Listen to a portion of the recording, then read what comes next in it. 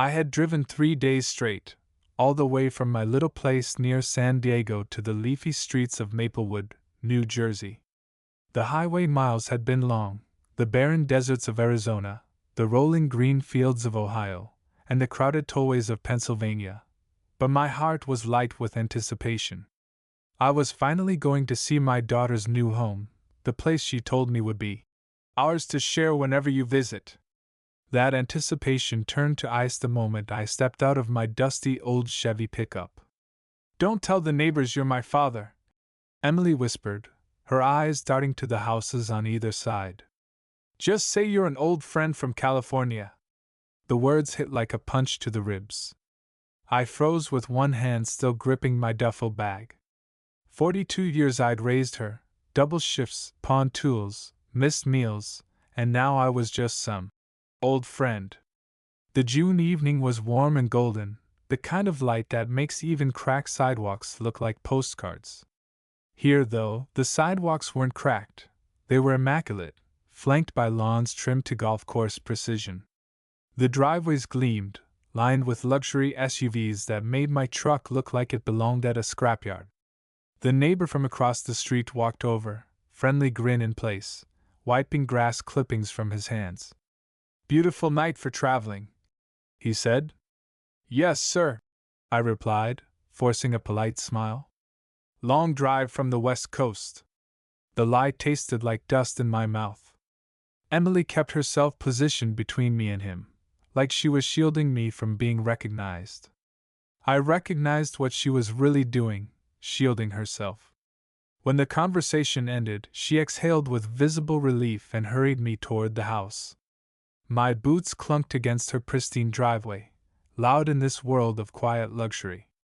The front door towered over me, white, gleaming, and cold, the kind of door that tells you without speaking, only certain people belong here. Inside, cool air smelling faintly of vanilla candles replaced the summer heat. Emily's voice went artificially bright. "Brian's in the office finishing some calls. Let me show you around."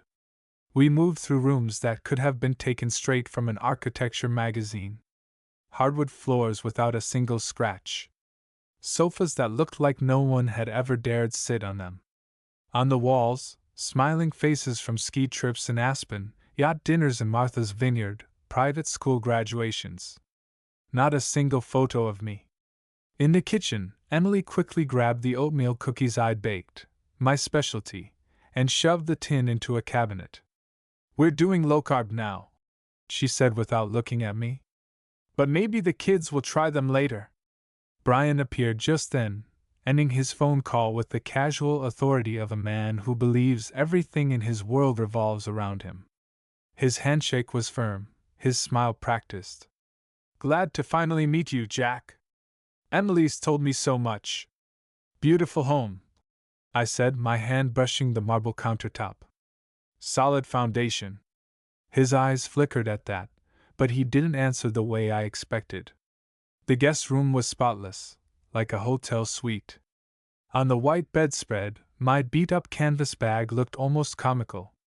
Through the window, I could see the neighbor mowing again, his life running like clockwork. Downstairs, I heard Emily's heels on the hardwood. Dinner would be soon. I sat on the bed for a moment, feeling the weight of her words still pressing into my chest. "Don't tell the neighbors you're my father." I had crossed the country for my daughter, and already, I was a stranger in her home. By the time Emily called me down for dinner, the sun had slipped behind the houses, and the street lamps had flickered on. The dining room glowed under a crystal chandelier, the table set like something out of a wedding magazine, polished silverware, fine china, wine glasses so delicate I was almost afraid to touch them. Emily directed me to the far end of the table, as far from the head as possible, like I was the quiet uncle at a reunion who no one really knew. Brian sat at the head, his posture commanding, carving a perfectly cooked steak with the precision of a surgeon. Emily, seated just to his right, played her role as the poised hostess, refilling glasses, smiling at the right times, and keeping the conversation on rails. The two teenage kids were glued to their phones, earbuds still dangling despite the No devices at dinner, policy Emily had mentioned in passing. Only the baby, my grandson, Matthew, broke the performance, giggling and reaching his chubby hands toward me from his high chair. His laugh was the only genuine sound in the room. Brian launched into a monologue about his recent promotion to senior partner at his law firm, his voice carrying the easy arrogance of a man who knew everyone was listening. Emily beamed at him like an actress in a commercial for successful living. She followed it with a recap of last night's charity gala in Manhattan, rattling off the professions of the people she'd met: a cardiac surgeon, a tech CEO, a senator's daughter. It was like she was collecting social currency and couldn't wait to show it off. When there was finally a pause, I cleared my throat. I had a good year too, I said quietly. Finished the Robinson place over on Pine Ridge. Full foundation rebuild, custom woodwork in the kitchen. The air changed. Emily's fork hovered midair. Brian took a sip of wine without looking at me. The teenagers didn't even glance up. That's nice, Emily said after a moment, then quickly turned to Brian. Tell us more about that merger you mentioned earlier. And just like that, my contribution was erased. I wasn't part of this script. I was an extra. Dinner dragged on. I ate slowly, watching the way they all moved around me, careful, distant, as if my very presence required containment. The only time warmth crossed the table was when Matthew squealed with delight after I made a silly face at him. Emily noticed, her eyes softening for just a second before she caught herself. When the plates were cleared, everyone scattered like actors exiting the stage. Brian disappeared into his home office for important calls. The teens vanished upstairs. Emily offered me the TV or the guest room. I chose the guest room, not because I was tired, but because I was already worn out from pretending. Upstairs, I lay on that stiff white bedding, staring at the ceiling while the air conditioning hummed. My wallet sat on the nightstand. Inside it were the documents I'd carried for years, proof of something no one in this house seemed to acknowledge. I pulled them out, unfolding each page in the dim light from my phone's flashlight. Property contract, my name in bold, 80% ownership. Down payment receipt, $150,000 wired from my account. Bank slips from selling the last of my construction tools to scrape together the rest. Everything that made this house possible came from me. I took photos of each document, saving them in a new folder labeled Maplewood Property. The act felt strangely final, like securing blueprints before tearing down a structure. Around midnight, I went to the kitchen for a glass of water. That's when I noticed the laundry room door slightly open. Emily had always been obsessive about order, which meant she probably had a filing system. I stepped inside, and sure enough, on the top shelf sat a folder labeled Important Documents. Inside, mortgage papers, insurance policies, and another copy of our original ownership agreement. My name at the top, her name in small print. I photographed everything. Not because I planned to use it immediately, but because in construction, and in life, you measure twice before making a cut. When I returned to the guest room, I sat on the edge of the bed, scrolling through the images on my phone. Proof. Not just legal proof, moral proof. I wasn't a family friend from California. I was the foundation. And without a foundation, nothing stands. By the time I finally laid down, the first gray hints of dawn were sneaking through the blinds. For the first time since arriving, I slept deeply, not because I felt welcome, but because I finally understood my place here. And it wasn't where they thought it was. The next evening, Emily announced that we'd been invited to a neighborhood gathering.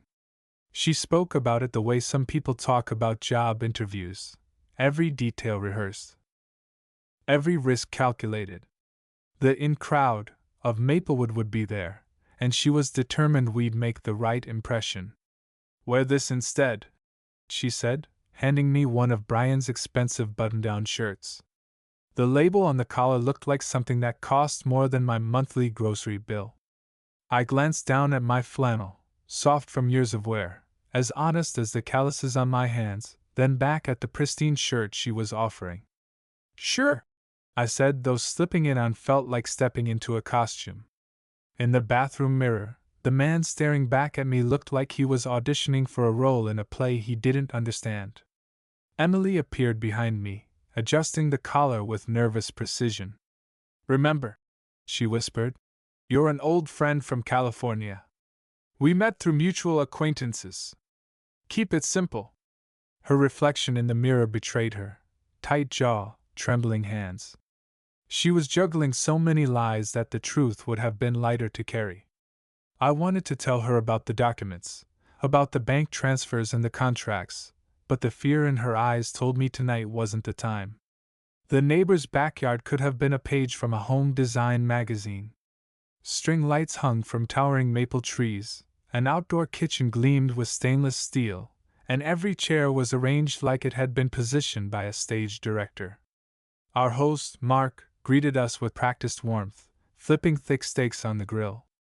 So, how's the real estate investment business treating you? He asked. Apparently, Emily had already filled in my fictional occupation. I helped with this house, I said, gesturing toward Emily's property line. Emily's cough sounded forced. Jack, tell them about California weather. The conversation swirled around me. Vacation homes in the Hamptons, which private schools were worth the tuition, the latest wine vintages from trips to Italy. These people talked about spending more on a weekend getaway than I'd made in 3 months of hard labor.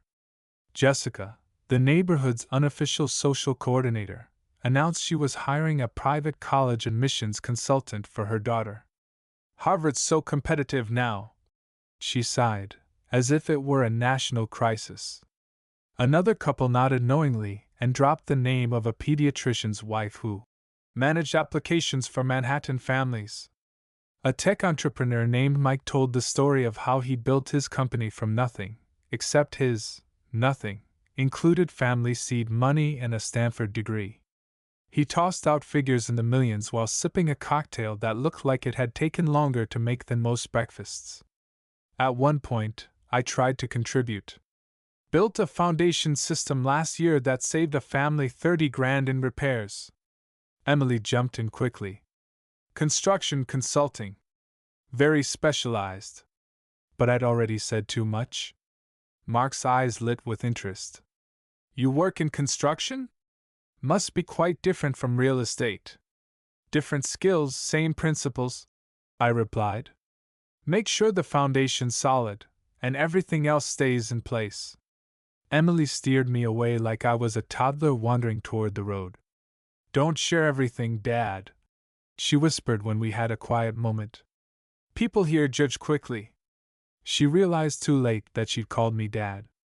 I saw the flicker of panic cross her face, but no one seemed to have noticed over the laughter from a nearby joke about yacht maintenance. As the night wore on, I watched them all perform their prosperity with theatrical precision. Every conversation was another scene in their ongoing play, Perfect Lives in Maplewood.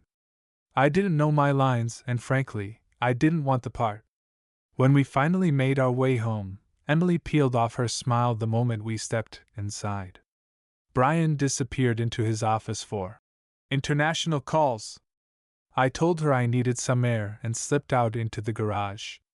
The overhead light revealed Emily's organization in full force.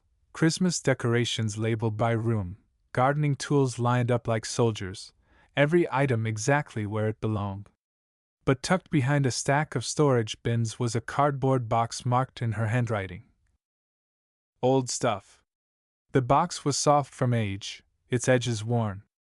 I pulled it forward and lifted the lid. Time folded back on itself. Inside were photos, Emily at 6, missing her front teeth, holding up a fish we'd caught at Lake Arrowhead. Emily at 12 in her first softball uniform, the summer I taught her to slide into home plate. Emily at 18, in her graduation cap, my arm around her shoulders. Both of us crying from relief that we'd made it through the years after her mother passed. Beneath the photos were keepsakes, the first softball glove we'd bought together, a handmade Father's Day card with "Best Dad Ever" written in uneven block letters, the acceptance letter to her college, still folded inside my congratulatory note. Never forget who stands with you through everything. Your foundation will always be solid because it's built on love, not just dreams. I realized then, she hadn't thrown these things away. She'd kept them, even if she'd hidden them behind boxes of holiday ornaments. Maybe this garage wasn't exile. Maybe it was the only safe place she felt she could keep a father she loved but couldn't show to her new world. I repacked everything carefully, but I kept one photo, Emily and me, grinning with that fish between us like we'd conquered the world. I slipped it into my wallet, right next to the property contract. Different kinds of proof, but proof all the same. Saturday morning brought the kind of silence you only hear in wealthy neighborhoods. No traffic, no kids shouting, just the occasional hum of a leaf blower. Emily's family slept in late, recovering from the social marathon of the previous night. I took a walk around Maplewood, seeing it with new eyes. Every perfectly edged lawn, every imported car, every ornate front porch, I could now trace each one back to the same foundation, ownership. Not the showy kind these neighbors like to display, but the kind written in legal contracts, signed in black ink, and backed by sacrifice. By early afternoon, Emily took the kids grocery shopping, and Brian headed out for a golf game with some of the same neighbors who'd politely sized me up the night before. The house settled into a stillness I hadn't felt since I arrived. It was the perfect time to take care of business. I sat on the edge of the guest bed, pulled out my phone, and scrolled to a contact I hadn't used in years, Tom Reynolds, attorney at law. Tom had helped me with a property purchase years ago, back when Emily was still in college, and grateful for my help. He answered on the second ring. "Jack! Been a while. What can I do for you?" "Tom, I need you to review the property contract for the Maple Street house here in New Jersey. I want to know my exact rights as primary stakeholder." He paused, and I could almost hear the shuffle of papers in his office. "This is the one where you put down the majority of the investment for your daughter's purchase?" "That's the one. 80%, $150,000 down payment, all mine." I spread my copies of the documents on the bedspread, photographing each one and sending them to him while we talked. The afternoon sunlight streaming through the window made the black ink stand out like it was written yesterday. "Legally," Tom said after a moment, "you hold controlling ownership. Without your signature, they can't modify the deed, refinance, or make any major financial decisions. In fact, you could reclaim full occupancy immediately. They'd be considered tenants without a lease." I jotted notes on a pad I'd found in the guest room drawer. "And if I wanted to, say, set new terms?" "You could," he confirmed. "Rent, sale, occupancy agreements, all would require your approval." His words settled in my mind like bricks finding their place in a wall. This wasn't about revenge. It was about reminding everyone where the foundation came from. "I'm not looking to throw anyone out," I told him. "I just want the truth to stand where everyone can see it." "I understand," Tom said, his voice warm but measured. "Family property disputes get messy. But your position is strong." When the call ended, I sat in the stillness for a long time. 3 days earlier, I'd walked into this house as an unwelcome guest. Now, I knew I was the one holding the ground it stood on. The sound of car doors slamming broke my thoughts. Emily's SUV had returned. The kids spilled out first, arms full of grocery bags, followed by Emily balancing a crate of organic produce. "How was your day, Dad?" she asked, her tone casual, as if the question carried no weight. "Very productive," I said, taking the bags from her. "Got some important business sorted out." She smiled faintly, satisfied that her weekend was going as planned. "Good. We're thinking of taking the kids to the lake house tomorrow.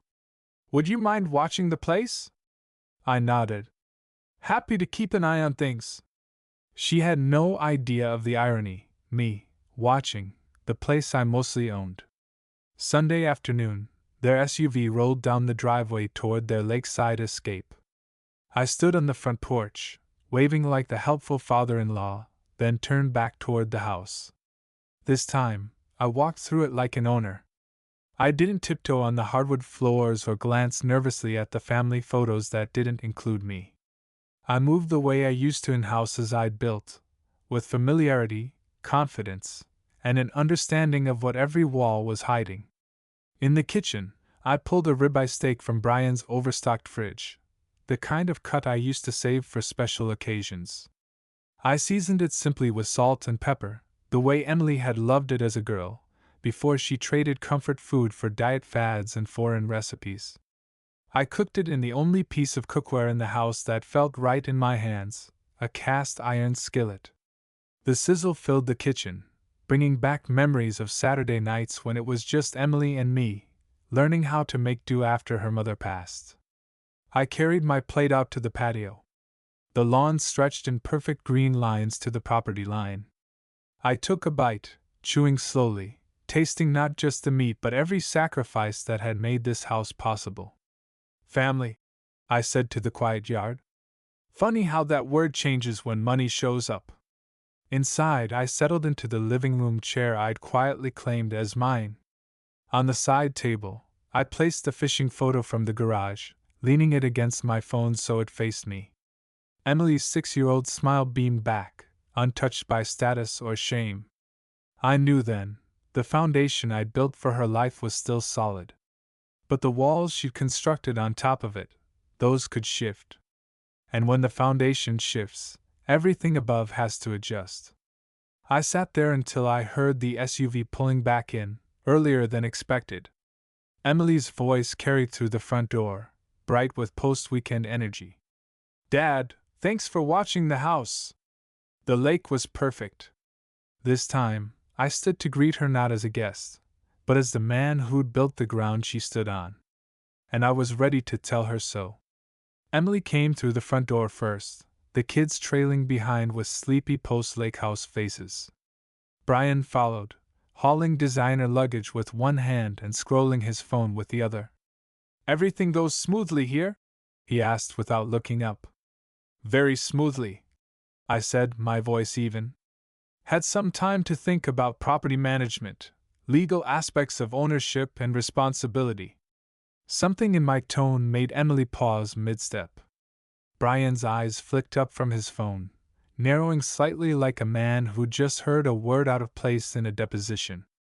I reached into my pocket, pulled out my phone, and opened the photo folder I'd created. Remember when you asked me not to tell the neighbors I was your father? I respected that.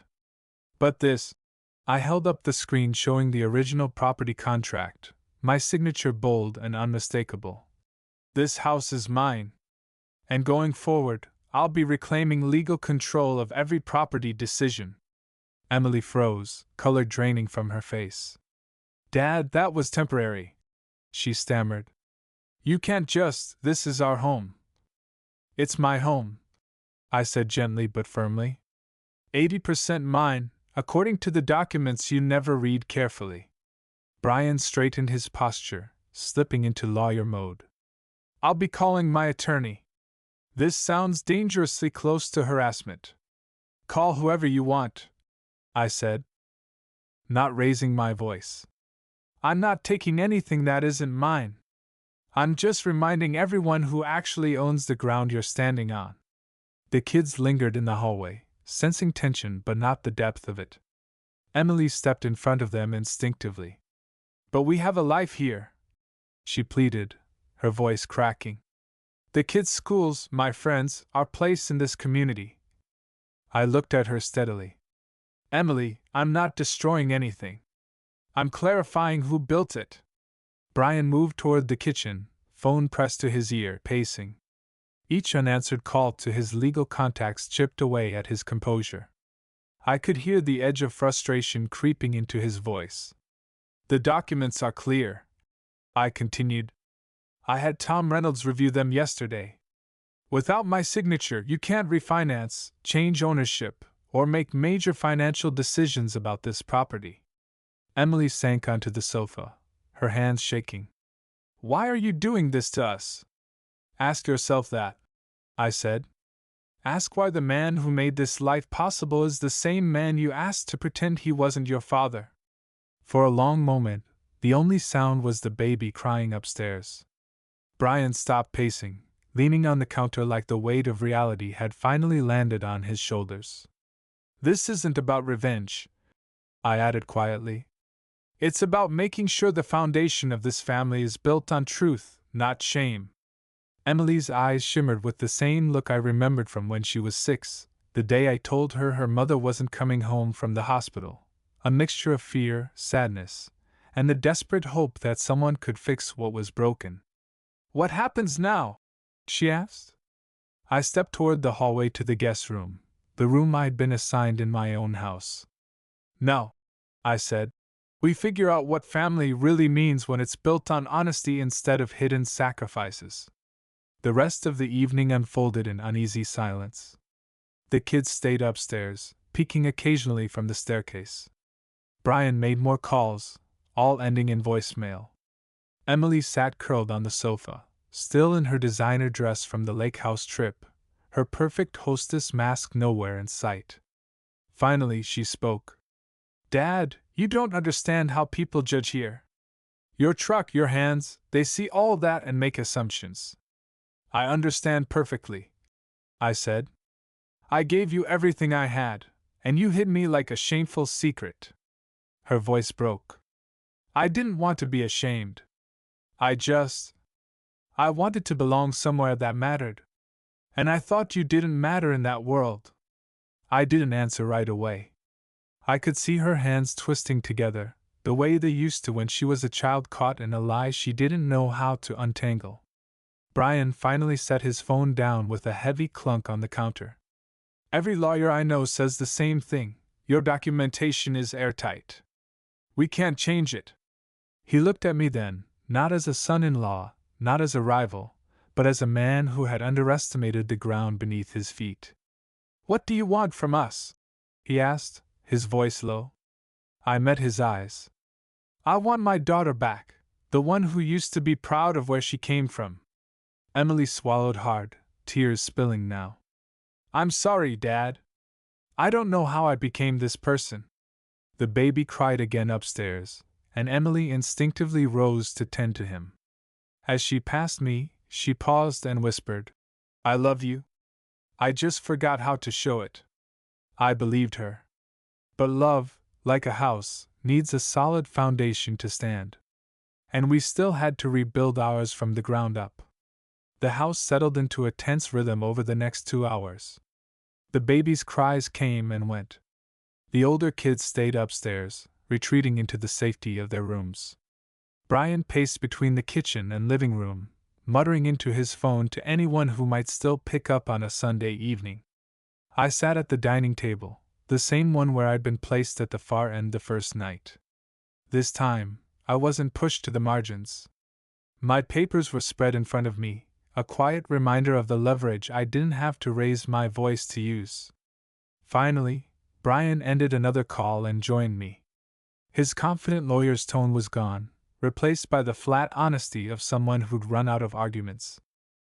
Every legal contact says the same thing. Your position is unshakable. If you wanted to, you could take the house tomorrow. Emily, standing in the doorway, flinched at the words. Dad, please. I know I've made mistakes, but this is the kids' home. Their friends, their school, this is their world. I met her eyes. And the only reason this world exists is because I built the foundation under it. You forgot that. You hid that. And you asked me to hide too. Her voice wavered. I thought if people knew, they'd look down on me. They already were, Emily, I said gently. Not because of me, but because you built your life on their approval instead of your own truth. Brian cleared his throat.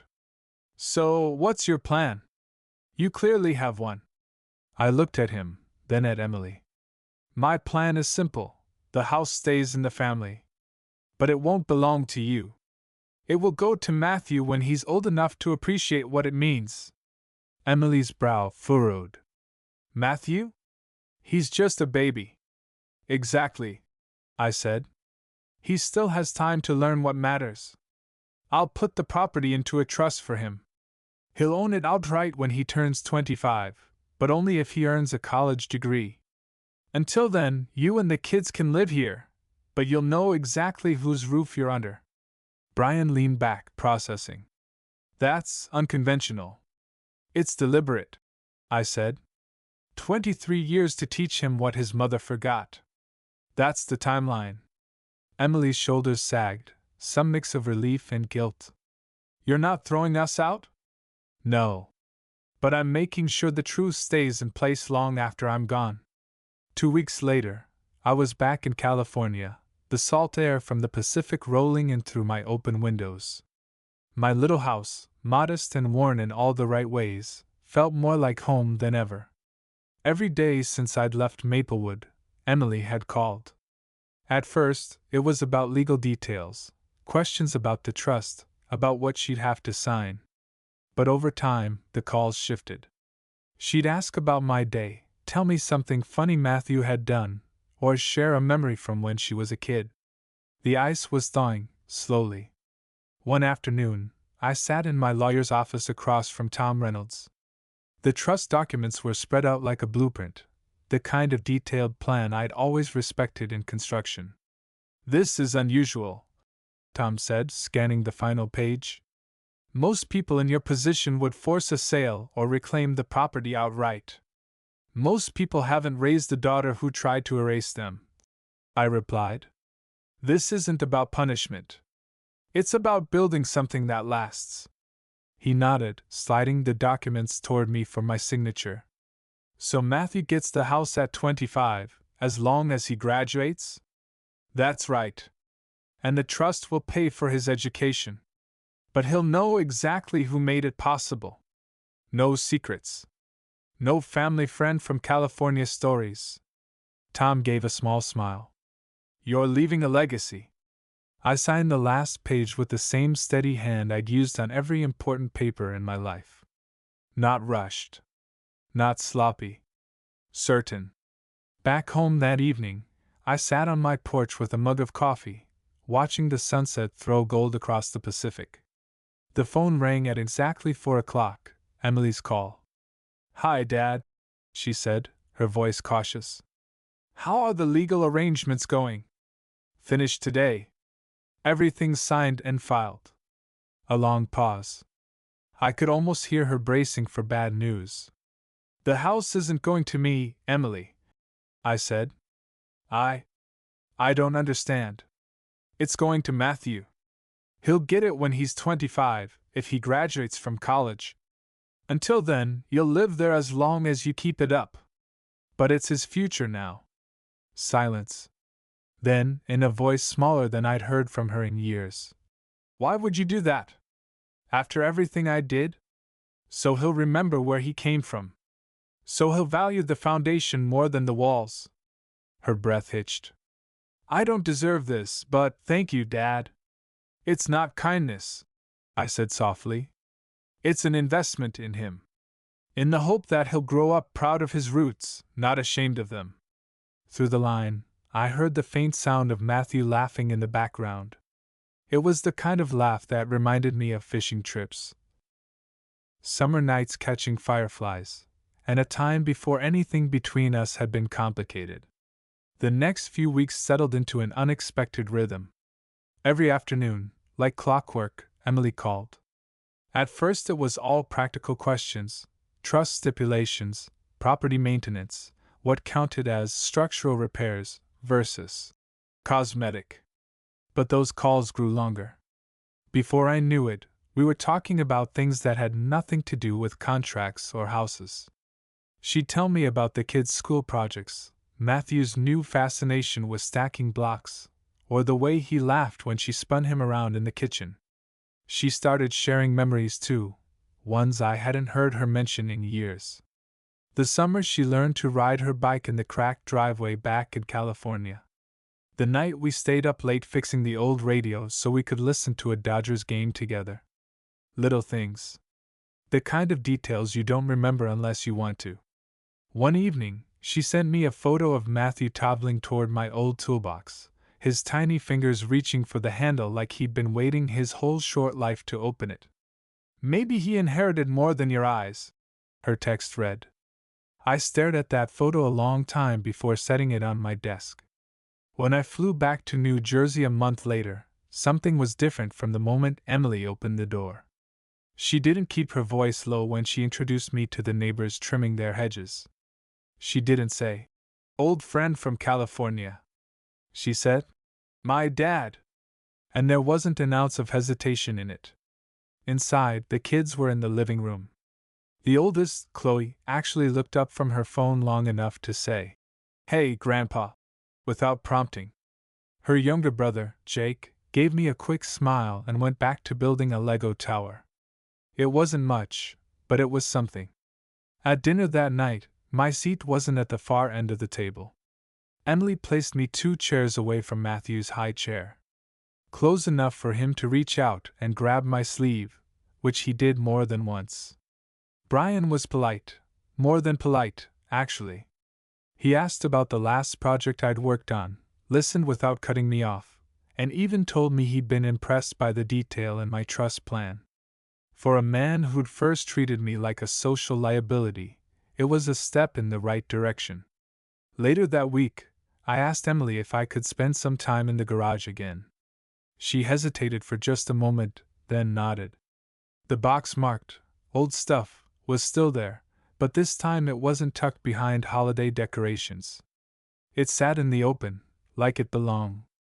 I lifted the lid, finding the same photos, the same keepsakes, but there was something new inside. On top of everything else lay a picture frame, simple wood, nothing fancy.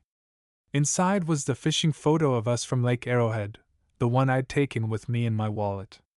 She must have printed another copy. "I wanted it where everyone could see it," Emily said from behind me. I turned to find her leaning against the doorframe, arms crossed, eyes softer than I'd seen in years. "It's a good picture," I said. "It's more than that," she replied. "It's proof." Over the next few days, we worked together on a few repairs around the house. Matthew followed me everywhere, his little hands grabbing for whatever tool I wasn't looking at. Emily watched us, sometimes smiling, sometimes looking like she was trying to memorize the sight. One afternoon, while we were fixing a loose step on the back porch, she sat down beside me and said, "You know, I used to think I needed people to believe I came from somewhere better. I thought the only way to be accepted here was to hide the truth. And now?" I asked, tightening a bolt. She took a deep breath. "Now I think maybe the only way to be accepted anywhere is to tell it." I looked at her, really looked at her, and saw the truth in her face. She'd been carrying that weight for a long time. And maybe, just maybe, she was ready to set it down. When I flew back to California at the end of that visit, Emily hugged me at the airport. Not a quick, polite hug. A real one. "I'll see you at Christmas," she said. "We're coming to you this time. Matthew should see where his grandpa lives." I smiled. "Bring an appetite. I'm teaching him how to make real food, the kind you don't need a reservation for." Her laugh followed me through security. It wasn't the laugh of the woman who'd once told me to hide who I was. It was lighter, freer. Like maybe she'd started to remember her own foundation. December in my part of California is a strange thing. Cool mornings that make you reach for a jacket, followed by afternoons where the sun still warms your skin. The Pacific has a way of softening the edges of winter, but that year, it felt warmer for another reason entirely. Emily had called every week to confirm the details. Plane tickets booked. Gifts shipped ahead of time. A list of Matthew's favorite snacks so I could be prepared. She didn't say it outright, but I could hear it in her voice. She wanted this Christmas to mean something. When they arrived, I was standing on the porch with the old rocking chair creaking under me. Emily stepped out of the rental car first, Matthew in her arms, bundled in a tiny red sweater that made him look like a Christmas card come to life. "Grandpa," he shouted the second he saw me. His voice was still small, but it carried across the driveway like music. I took him into my arms, feeling the weight of him, solid and warm, like the kind of gift you don't put under a tree. Emily hugged me too, long and tight, the way she had at the airport months earlier. Brian shook my hand firmly, no trace of the defensiveness he'd once worn like armor. Inside, my little house had been dressed up more than usual. The old pine table held a simple centerpiece of pine cones and candles. The tree stood in the corner, decorated with a mix of store-bought ornaments and ones Emily had made as a child. I dug them out of the attic the week before. Matthew went straight for the ornaments shaped like tools, a tiny hammer, a saw, a wrench. "Mine," he declared proudly, even though they'd been mine for decades. That first evening, we cooked together in my small kitchen. Emily chopped vegetables while I seared steaks in the same cast iron skillet I'd used when she was a girl. Matthew sat on the counter, under close watch, helping by handing US spoons and occasionally stealing carrot slices. "Smells better than any restaurant," Emily said, and for once, it didn't sound like a polite compliment, it sounded true. We ate at my table, all of us together, no one at the far end. The conversation was easy. No talk of mergers or charity galas. Just stories, some from my past, some from theirs. Even the older kids chimed in, asking questions about Emily's childhood. She didn't shy away from the real parts this time. On Christmas morning, Matthew was the first one up. He padded into my bedroom before dawn, clutching a small box in both hands. "Open," he demanded. Inside was a clay plaque with his tiny handprints pressed into it, painted with the words for Grandpa's workshop.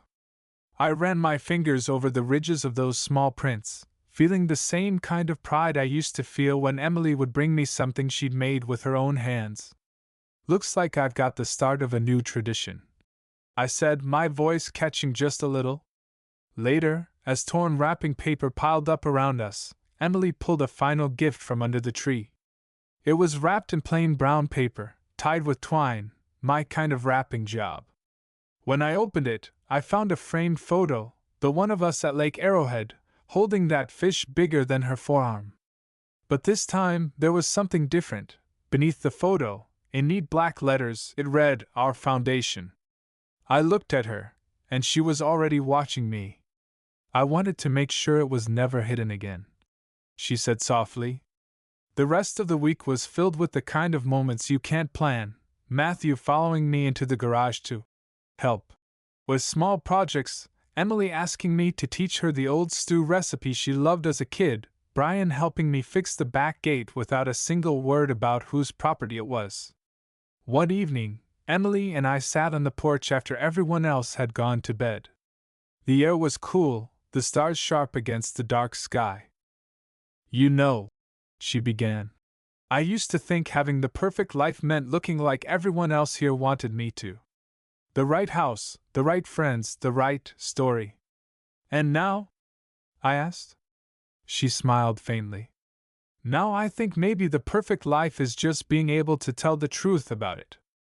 I nodded, rocking slowly in my chair. "The truth's a lot like a good foundation. You might not see it every day, but it's what keeps everything standing." She reached over, squeezing my hand. "Thanks for not giving up on me."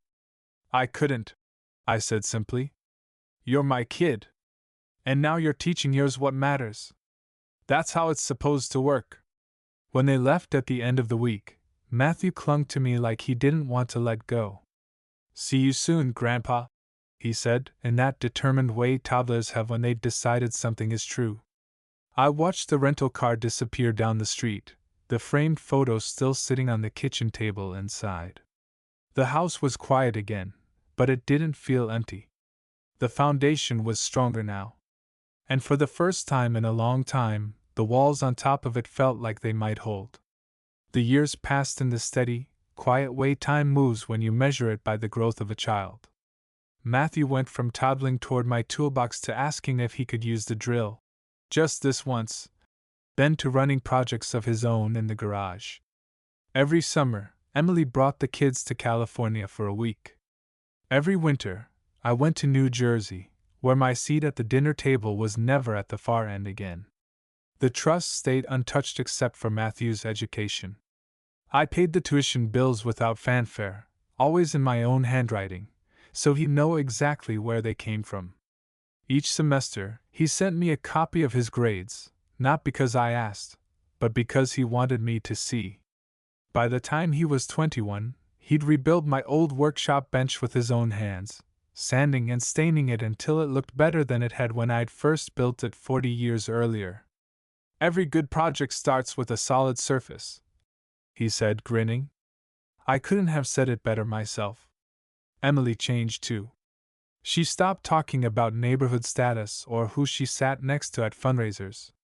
She started telling stories, real ones, about where she came from. At first, it was just with close friends.